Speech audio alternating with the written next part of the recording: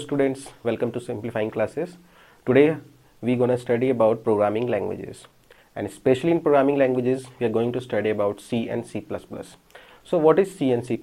First let us know. To make it more easy to understand, I will prefer to use Hindi and English both mix. तो आज हम लोग programming language के बारे में पढ़ेंगे और प्रोग्रामिंग लैंग्वेज में आज हम लोग पढ़ेंगे C और C++ के बारे में।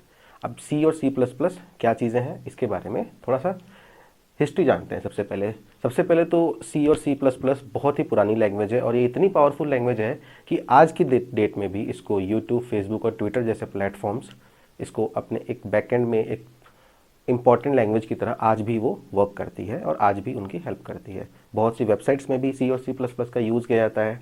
ऑटोमेशन के अंदर C और C++ का यूज़ किया जाता है। बेसिक प्रोग्रामिंग जैसे बचपन में हम लोग जो हमारे पास टॉयज़ होते थे, खिलौने होते थे, उनके अंदर भी C और C++ का यूज़ किया जाता है। तो देखते हैं C और C++ क्या चीज़ें हैं। First of all let us see कि C और C++ में डिफरेंस क्या है। तो जब हम पढ़ते हैं C और C++ के बारे में तो हमारे दिमाग में एक चीज़ बैठ जाती है कि शायद C और C++ अलग अलग प्रोग्रामिंग लैंग्वेज है। ये अलग अलग नहीं है। ये C जो प्रोग्रामिंग लैंग्वेज है उसका एडवांस वर्जन है C++। You can say 2 step advance. इसमें क्या होता है, ऊप्स के कॉन्सेप्ट्स को इम्प्रोवाइज़ किया जाता है तो C जो है C++ के अंदर कन्वर्ट हो जाती है और साथ के साथ थोड़े बहुत 2-4 कॉन्सेप्ट्स, 2-4 सिंटेक्स भी चेंज होते हैं जिससे C और C++ चेंज होता है। प्रोग्रामिंग लैंग्वेज का आपका ये फर्स्ट क्लास है तो मैं ये कंसिडर करता हूँ कि आपको प्रोग्राम्स और प्रोग्रामिंग लैंग्वेजेस की क्यों ज़रूरत पड़ी, क्या ज़रूरत है, इसके बारे में नहीं पता। तो लेट्स सी कि क्यों ज़रूरत पड़ी प्रोग्रामिंग लैंग्वेज की। हम नॉर्मल अपनी लोकल लैंग्वेज समझते हैं। सबको पता होगा कि कंप्यूटर सिर्फ 0 और 1 समझता है। फॉर एग्ज़ाम्पल मैंने एक प्रोग्राम लिखा इंग्लिश में या फिर कोई भी लोकल लैंग्वेज में, तो उसको 0 और 1 में कन्वर्ट कैसे करेंगे। सबके लिए बहुत इजी नहीं है और 0 और 1 में प्रोग्राम लिखना भी बहुत इजी नहीं है क्योंकि बहुत लंबी चौड़ी लिस्ट बन जाएगी और उसको पढ़ पाना, उसमें से एरर फाइंड करना, ये सारी चीज़ें बड़ी मुश्किल है।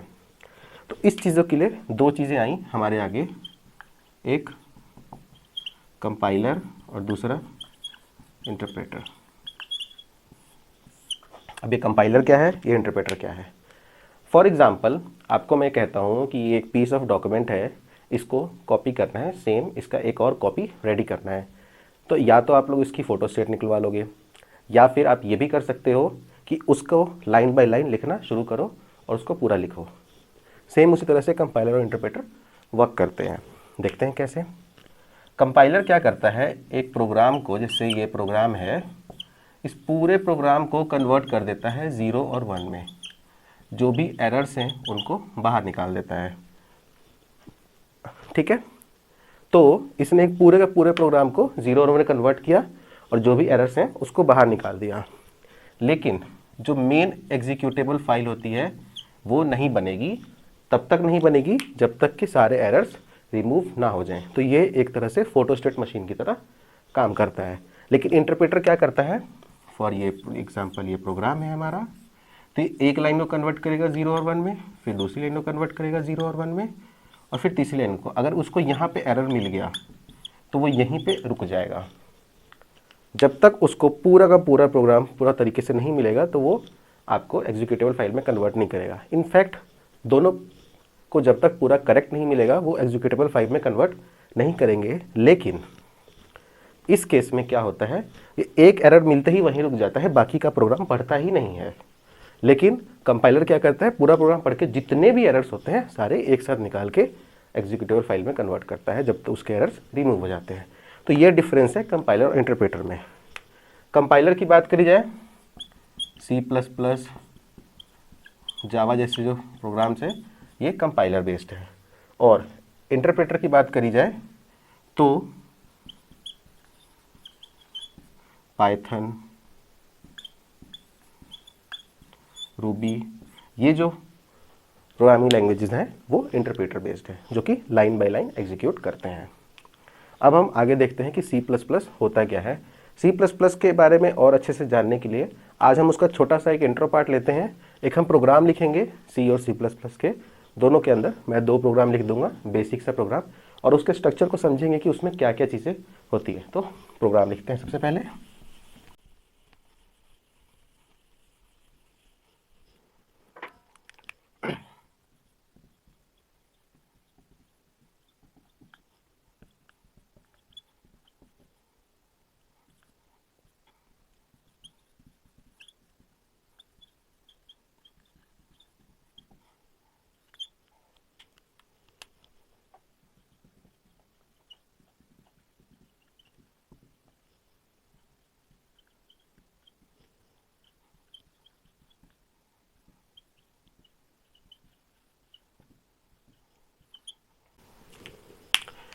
तो ये एक बेसिक सा प्रोग्राम है, इससे हम लोग सी और सी प्लस प्लस का स्ट्रक्चर समझने की कोशिश करेंगे। जो ये वाला प्रोग्राम है ये सी में लिखा हुआ है, और जो ये वाला प्रोग्राम है ये हमारा सी प्लस प्लस में लिखा हुआ है। अगर आप देखो तो दोनों के अंदर स्ट्रक्चर बिल्कुल सेम है। हाँ, एक चीज़ मिस हो गई है, सब में यहाँ पे रिटर्न 0 आएगा।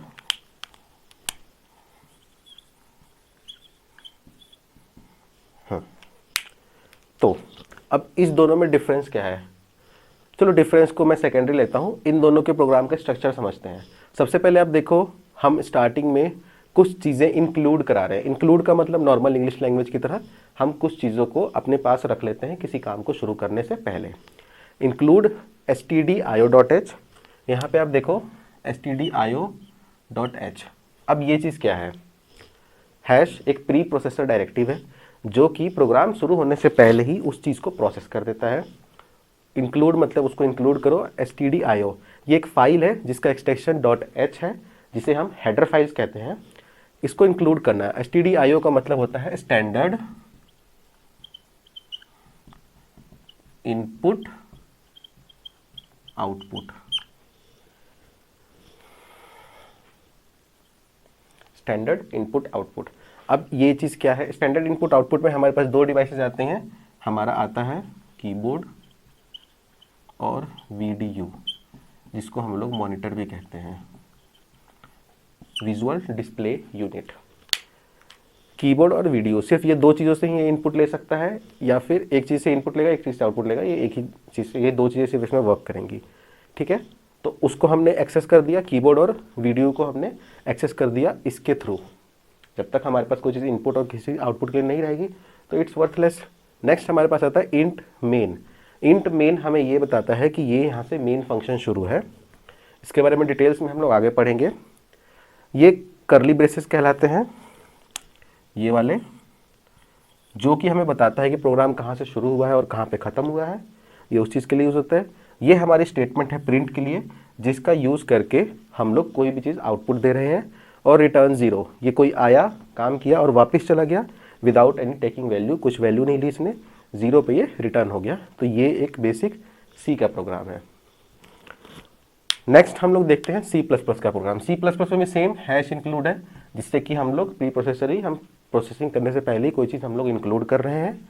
IO stream, IO stream .h वही हेडर फाइल, इसकी एक्सटेंशन है जो कि .h है।